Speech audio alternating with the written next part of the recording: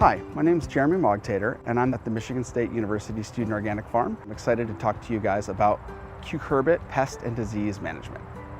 Powdery mildew is a pretty significant foliar disease of cucurbits. You can see that these leaves have powdery mildew, fairly high degrees of infection on both leaves.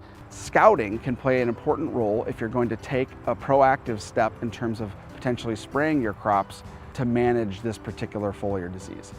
Recommendations for scouting are to go around your field and look at 50 to 100 leaves on a weekly basis and look at the back of the leaf to find a very small white lesion.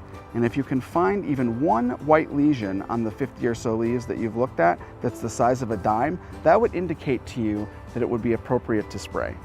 It's the case that most of the sprays that we have, especially in the organic production system, don't have a lot of what's called kickback, meaning that they really need to be used in a preventative fashion ahead of the leaf infection and not as a reactive measure.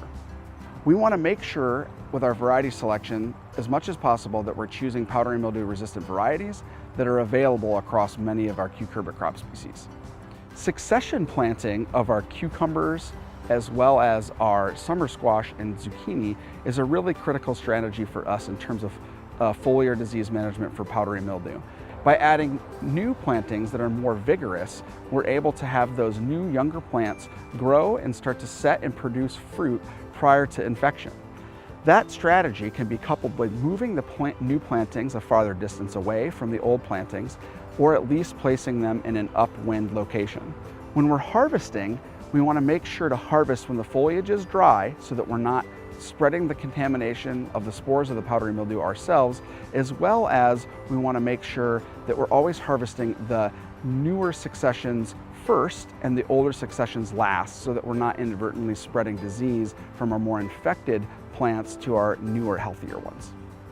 Downy mildew is also an important foliar disease in cucurbit crops.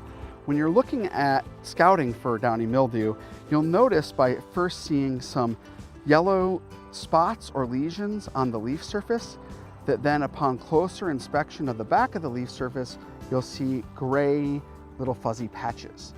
Just like with powdery mildew, it would be the case that if you were to see any incidence of the downy mildew in your field, that would be an action threshold for intervention, because newly emerging cucurbits that are direct seeded can have heavy feeding pressure from striped cucumber beetles that will damage their stems and their new leaves and can cause plant death.